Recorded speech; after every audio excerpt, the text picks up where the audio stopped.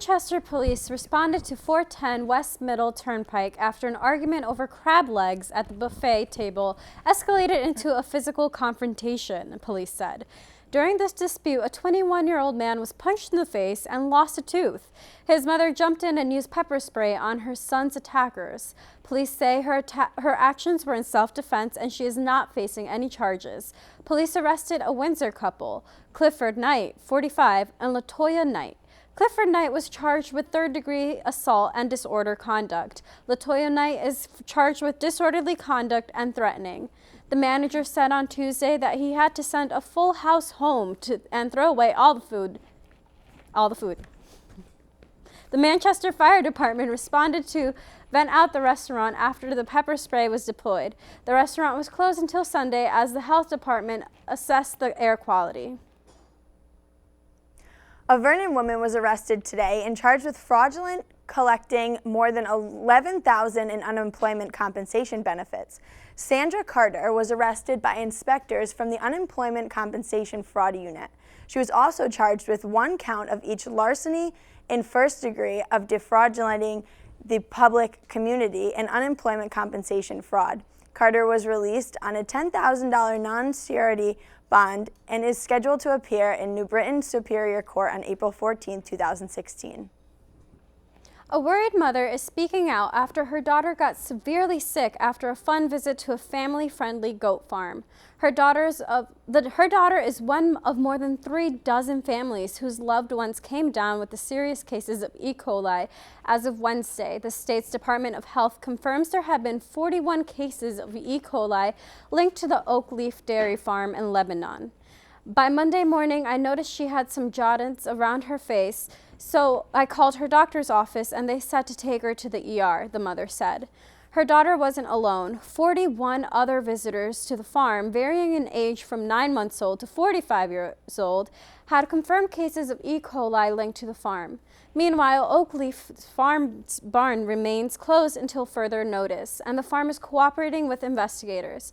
The state's Department of Health and the Centers for Disease Control and Prevention said the investigation will last several weeks. There is no evidence that the milk and other products sold at the farm were the cause. Last week, the new art building hosting an art gallery, Harrison Theed was there for it. Let's see how it went. Zach Burnett inside the Fine Arts building right outside the art gallery for the new Spectra exhibit, which explores identity through new and old methods from professional artists. Let's go take a look. The Spectra art exhibit, which opened March 10th, features 5 professional artists capturing the concept of identity through unique disciplines. Art is not just a painting, but it's like a painting, a picture, a sculpture, projection, can be pretty much anything. So it just shows like everything that the school has to offer in that field. These are some of the pieces right behind me. As you can see, 3D printouts of butterflies by Erica Harsh from 2011. Just some of the themes in this exhibit, countless number of pieces that you'll see as you walk around. Spectra viewing hours are free and open to the public. You can come see this extraordinary art Tuesday and Wednesday 11 to 5, Thursday 1 to 7, and on the weekend from 2 to 5. Nice to see like the different kind of people that come in and the different ideas they have about an artwork. Like someone can come in and see the butterflies, they're just like, okay, butterflies, who cares? Well, somebody else comes in and they see more past just the butterflies. They can see freedom or related something that happened to nature. The Spectra art exhibit was really interesting. Got to see a lot of themes and motives of some different kinds of arts by some professionals. But it's something worth to check out up until April 21st, so don't miss it before they close. For ETV News, I'm Zach Burnett. Thanks, Harrison. Looked like a great time. A unique combination of lecture and musical performance will be happening in the Fine Arts Building on April 11th. Dr. Edison Liu is the president and CEO of the Jackson Laboratory, as well as being an accomplished musician and world-renowned cancer and genomics researcher. His performance will incorporate piano music to emphasize his discussion of the common factors in musical improv and scientific discovery. Part piano recital and part lecture, this unique event will showcase creativity and innovation in art and how science impacts all of our lives. This event will take place in room 110 from 7 to 7:30 p.m. Refreshments will be provided and it's free and open to the public. Next week, Eastern will be showing Power Plays, which will be the first ever theater production to be held in the brand new Fine Arts Building. Power Plays consist of 4 international one-act plays that are student-directed and student-produced. The show will run from April 14th to the 18th at 7:30 p.m. each night. To reserve your tickets, email the box office at theaterboxoffice@easternct.edu. We're going to take a quick break, but we'll be right back with Stephanie Alvarez and her opinion piece on the presidential elections.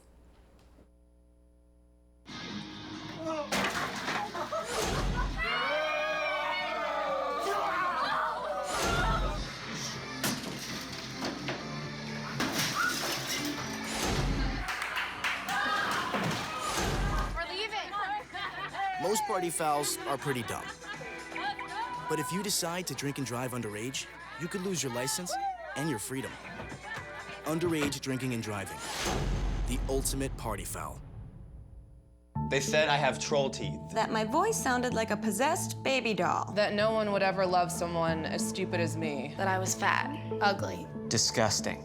The effect of bullying is potent. We will no longer be the silent majority. Now, when you see online bullying, there's something you can do about it. We're gonna take action with the I. I am a witness. I am a witness. I am a witness. I am a witness. I am a witness, and so are you.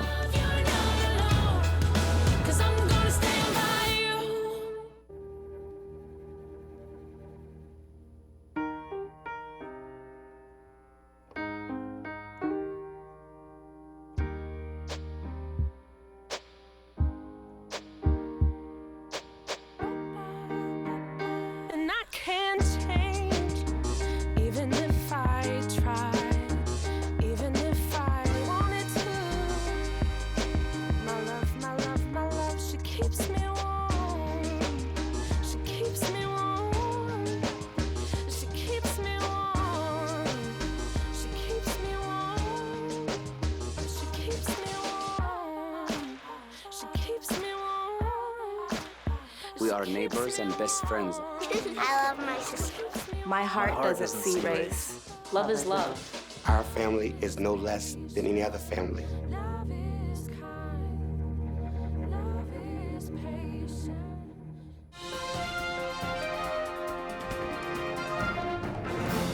Hello, Eastern. My name is Stephanie Alvarez, and welcome to this week's editorial. Almost 3 months ago, on February 1st, the Iowa caucuses dominated the airways. The results were a bit shocking. For the Republicans, Ted Cruz came in first place with 27.6%, leaving Trump behind with only 24.2%. The Democrats were led by Hillary Clinton, winning with 49.9%, and Bernie Sanders came in second with 49.6%. While those are pretty good odds for Clinton and Cruz, there is still 3 months left until July, when both parties hold their national conventions and make the official nomination for the presidential race. That being said, let's take a look at all 4 candidates: Cruz, Trump, Clinton, and Sanders. And when the matchups are complete, it'll be clear just how much more qualified and informed the Democratic candidates are than the Republicans. Let's start with Ted Cruz. His website, tedcruz.org, says he's a Solicitor General for the state of Texas and in private practice, which basically means he was the officer directly beneath the Attorney General in the U.S. Department of Justice in charge of arguing against cases in the Supreme Court. This actually sounds pretty cool, but is it enough of a government background to validate his legitimacy to run for president? Also on his website, the first 3 issues listed are Second Amendment rights, securing our border, and defending our nation. So in a nutshell, Cruz wants to secure the right for every family to own a gun, build a giant wall, and end birthright citizenship, and triple the military budget. Moving on to the name that's been causing a stir for months, Donald Trump. The first line in his bio on DonaldJTrump.com states, Donald J. Trump is the very definition of the American success story, continually setting the standards of excellence while expanding his interests in real estate, sports, and entertainment. Put into street terms, it means he has no political experience whatsoever. How we even considered a man to run as a candidate with zero political experience is beyond me.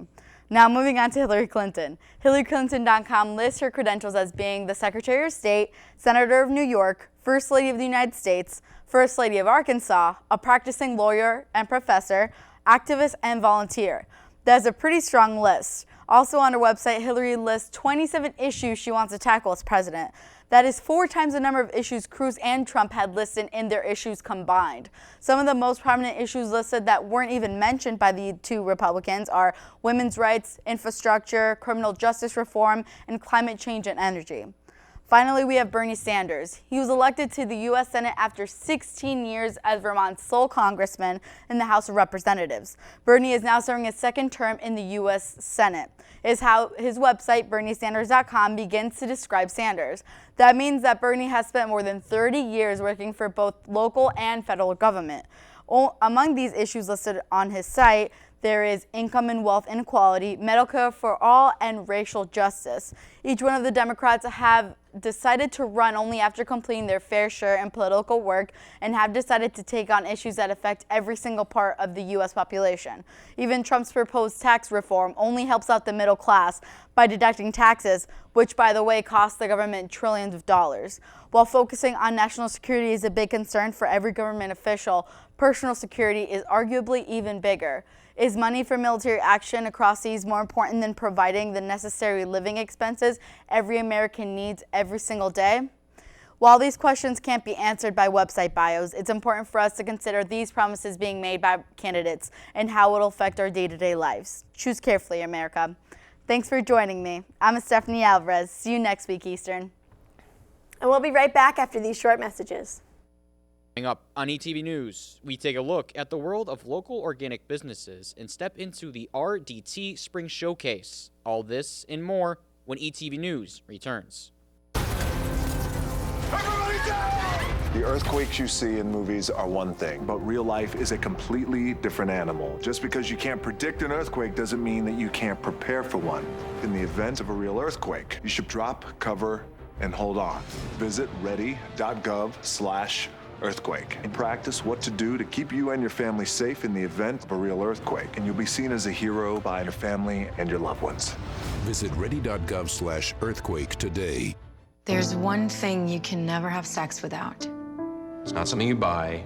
Or something you take. In fact, there's only one way to get it. It has to be given to you, freely. It's consent. Because sex without it isn't sex. It's rape. Consent. If you don't get it, you don't get it. It's on us to stop sexual assault. Learn how and take the pledge at itsonus.org.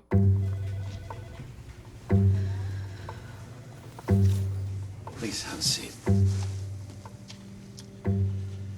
I'll be honest.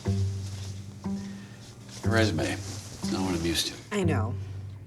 Okay, so what would you bring to my company? What do you need? I need a hard worker. Good.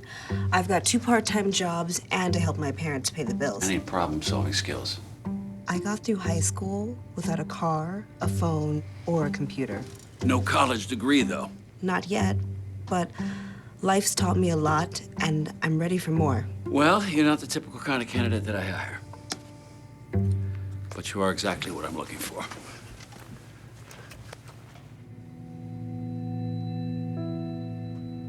Your company could be missing out on the candidates it needs most. Learn how to find, cultivate, and train a great pool of untapped talent at gradsoflife.org.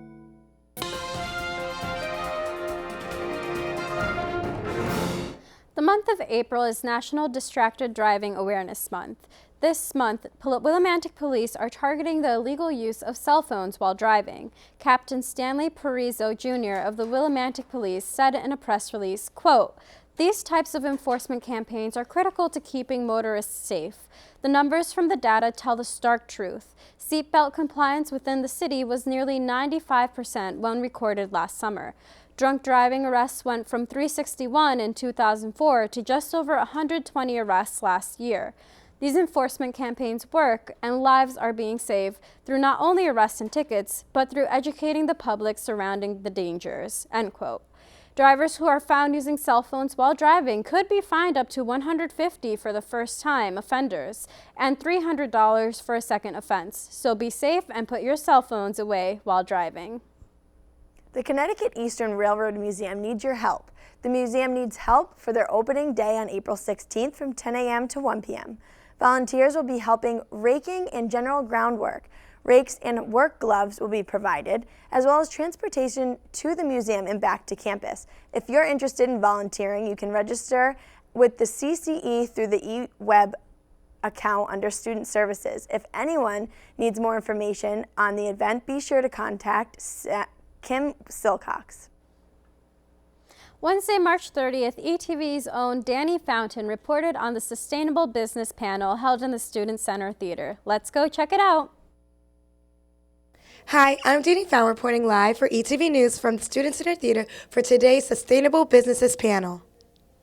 The Sustainable Business panel is meant to foster innovative thought in the area of business environmental sustainability. The panelists are local sustainable business owners who are speaking about how they got started, what challenges they face, as well as advice they have for young entrepreneurs. Students learned about the ways in which they themselves can begin such businesses and the benefits of doing so. Then we got a chance to meet up with the creator of the event, Gabby, to get into more detail.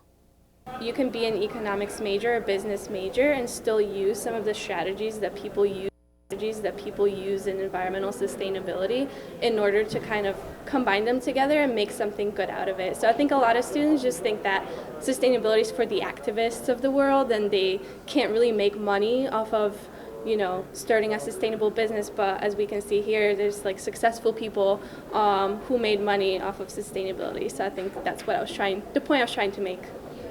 The guests that took part in today's panel were Andrew Gutt, the owner of Cafe Mantic, Amy Calafa, the owner of A-Ray TV, Heather Burns, a green business consultant, and Lynn Stoddard, the owner of Adventure Park. The panel ended with an announcement of a sustainable business competition for students with a chance to win $150. Let's catch up with Gabby for more details. The contest is just the 3 to 4 page concept paper about a sustainable business.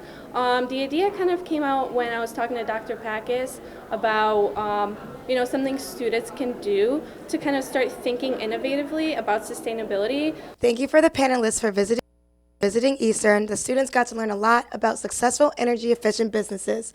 For ETV News, I'm Danny Fountain. Thank you, Danny. Great to see the efforts Eastern is making in keeping this place green.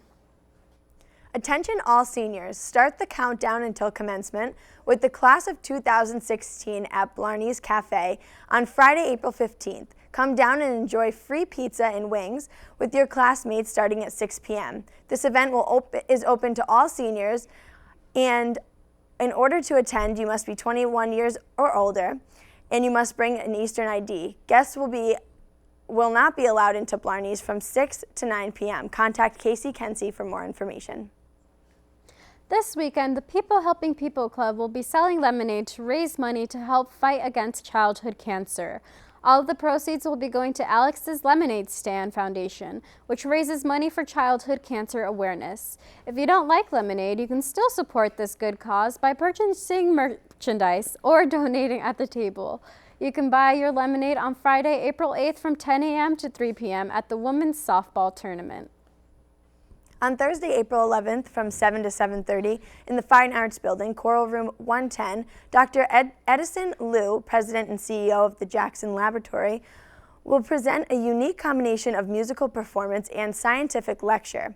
An accomplished musician and world-renowned cancer and genomics researcher, Liu will incorporate piano music to underscore his discussion of the common factors of musical improvisation and scientific discovery. Part piano recital and part lecture, this unique event will showcase how creativity and innovation in art and science impact all of our lives. This event is open to the public and there will be refreshments to follow. CREATE stands for Celebrating Research Excellence and Artistic Talent at Eastern and is the university's annual conference showcasing student research and creative activity. CREATE 2016 will be a one-day conference on April 15th, 2016 that will include talks, posters, live music, dance performers, art and photography exhibits, and panel discussions. Create showcases the educational diversity and vitality of Eastern Connecticut's premier public liberal arts institution. The conference is interdisciplinary and in scope offers learning opportunities for all members of the university community and beyond. This event will take place from 11:30 a.m. to 6 p.m. and all are welcome to attend Create. On Saturday, April 2nd, Eastern's Repertory Dance Troupe held their spring showcase at the middle school nearby.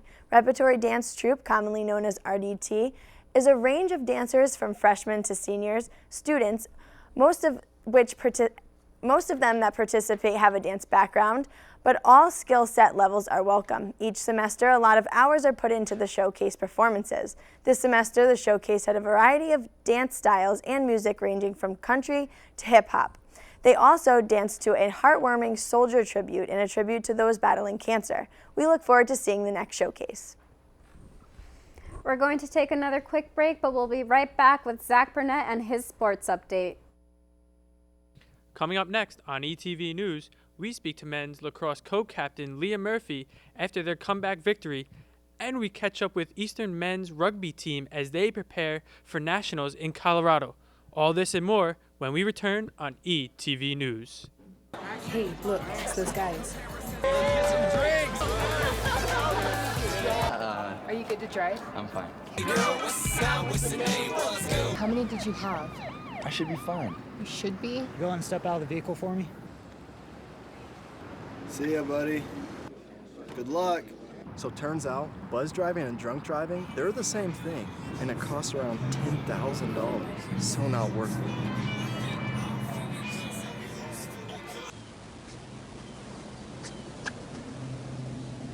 Here is my handle and here is my spout. When I get all steamed up, then I shout. Tip me over and pour me out. Oh. The smallest moments can have the biggest impact on a child's life. Cheers. Take time to be a dad today. It takes less than 1 minute to find out if you may have prediabetes. You can do it here. But you probably won't. You're busy. Kids, work, show coming back in 48 seconds. So let's do this now. Hold up one finger if you're a man, women, 0. 3 more fingers if you're over 60, 2 over 50, 1 over 40. If you're not sure, keep in mind you're sitting on a couch right now, so 1 more finger if you're not very active. 1 finger if yes, 0 if no. 1 yes, 0 no. Next, find the body type that looks most like you and hold up that many fingers while I look around awkwardly. And that's it. If you're holding up 5 fingers or more, you probably have prediabetes. Sorry to be so blunt, but hey, you're busy. Just go to the site.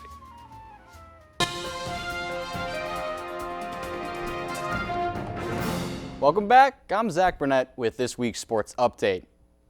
For the baseball team, it's been exactly a week since coming off their win to Salve Regina in extra innings. Due to the rain and even snow, a total of 5 games have been either postponed or canceled. Their next game, however, comes this Saturday, where they open up their conference play at home versus Keene State. The doubleheader games will be at 12 and 3 p.m. Currently, the baseball team is sitting at 9-5 overall in the season and looking to reach double digits in their win margin. Chad Adams currently leads the team with 22 base hits and 15 RBIs. Meanwhile, Patrick O'Neill, with a record of 2-1 on the season, leads the team with a 1.35 ERA. For the softball team, it's been the same story. They haven't played since Tuesday of last week when they lost both of their games at Trinity. They play host to Salve Regina tomorrow at 3:30 and 6 p.m. With a 3-1 start to their season, they are trying to bounce back with their home opener tomorrow. Following tomorrow's game, they open up conference play Saturday when they go on the road against Plymouth State. Games will be played at 1 and 3 p.m. The women's lacrosse team is currently trying to ride their 3-game winning streak into Saturday's game when they visit Gordon College at 12 p.m. after winning their conference opener at Southern Maine. The defense forced a total of 28 turnovers and withheld Southern Maine of a shot after they went ahead 6-5 with 20 minutes remaining in the second half. Eastern then went on to score 3 straight goals and outscored the Huskies 4-1 in the second half for their first conference victory of the season. Paige Snyder scored her 3rd goal of the game at the 14-minute mark to notch it up at 6 apiece. Then with 2 goals coming from Katie Burke and Maggie Boddington, they finished off Southern Maine 8-6. Katie Burke finished with 2 goals and 2 assists. The Warriors return home Tuesday when they host Framingham State.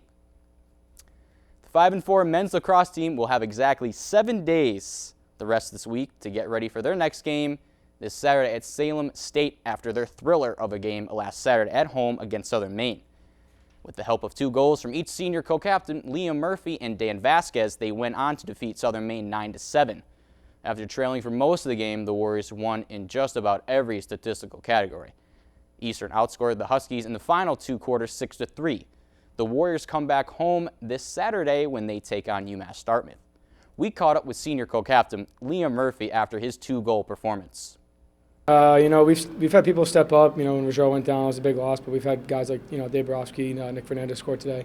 So we've had people step up, and, I just think, my 4 years here, this is a group that works hard, and, we have a lot of fight. So, that's one thing that we've noticed throughout the games that, we can go down and we can be in a tight game like this in poor weather to a team that we think we're better than, but, we can have that fight, and especially in a conference game. I think it matters. The Eastern track and field team has continued with a good start to their season at the U.S. Coast Guard Academy this past Saturday. Although the women did not place high, there were still women who scored in their events and personal records made. Scoring points for the women include senior Sherry Gilronan in the 100 and 200, freshman Fanta Fargo in the 400, and sophomore Patty McAllister in the javelin. For the men, placing first in their events were seniors Christopher Brown in the long jump, Lee Catanach in the 1,500-meter race, and Louis Rosadato in the 400-meter hurdles. Catanach was also ranked 10th in the Division III for his race. Other point scorers for the men were Jason Bidner, Cheetah Bay Nita Bay, Matt Pinney, Adam Pezoklowski, and Zone Zigner-Namath. The Warriors will compete again this Saturday at Smith College. And currently the men's rugby team is getting for their first ever appearance in nationals taking place in Colorado this year. ETV sports reporter Harrison Thied caught up with the team to see how they are doing with a little less of a month to go. Harrison Thied here for ETV News at the home pitch of the Eastern Connecticut State rugby team. We're here to catch up with them as they prepare for their national final in Colorado. The Eastern Connecticut rugby team just set program history with a record of 10-0 and a playoff win against SUNY Plattsburgh in the Northeast NSCRO Championship. Since their November bid, the team has been working hard in preparation for their big game. We caught up with senior co-captain Sean Manning with his thoughts. It means a lot to reach the final finally for the rugby team because we've made it so far. Each year we're progressing further and further in the tournament. A couple years ago, we didn't even win a playoff game yet, and then the year after that, we won 1 playoff game. Year after that, we won a couple, and now we're here where we're on the national stage, and it's pretty exciting to be a part of it. To take home the national championship in Colorado would mean a lot to me because Ray's, the coaches, and Joe have put a lot towards this team, and giving them a national championship on my last game would mean a lot to me to give back to them a championship because they've given me everything. As a club team, the Eastern Rugby program must raise their own funding for this trip. Following their slogan, All Equals One, the team has worked together as a family in order to make this dream a reality. We caught up with first-year player Tim Taylor on his perspective. My first year, it means everything. I don't work, I go to school full-time, and all my times I was spent in the classroom or playing rugby or getting ready for internships and stuff like that. But what this does for me is it helps me maintain my focus in school, maintain the high grades, accomplish better things with my grades, and to push myself. And it's the biggest brotherhood you'll ever have. And these guys are people I'll know the rest of my life. And, they'll probably be burying me someday, just like I'll be burying them. And it's one of those bonds that you never can get anywhere else. Down here on the turf field with the Eastern Connecticut rugby team as Coach Ray runs the team through stretches, and we're ready to see what kind of shape these guys are in. I might just have to join in. Coach Ray Armini has kept these athletes not only in top shape physically, but involved in the community as well. He's a team motivator and is always pushing for the best from the student athletes. We caught up with the coach to get his thoughts on this historical season. I think what makes me most proud, I mean, to have a season that was 10-0 in New England rugby, which is unheard of, is something to be very, very proud of. But I think what makes me most proud is the fact that when I will talk to the alums, that the alum will come out to the game, they'll say, "We finally did it. Not you guys, not Eastern Rugby, not those guys on the field, but we." And it's that presence of we that, and I'll go back to this again, that all equals one, where our alumni still view this as their team.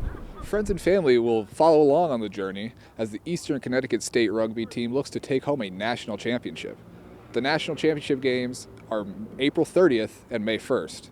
Follow along on this live stream and make sure to congratulate any rugby players you may see on campus. For ETV News, I'm Harrison Thede. Come out and support the rugby team as they play host to a tournament this Saturday. Well, that's all I have for this week in sports. Until next week, Eastern, I'm Zach Burnett. And that's it for this week's show. If you want to see more episodes, visit the ETV YouTube channel. Thanks for watching. Stay tuned in to catch this week's Game of the Week, where Eastern's men's lacrosse takes on Wheaton College. Good night, Eastern, and most of all, stay amazing. Did they repeat? Yeah, they did.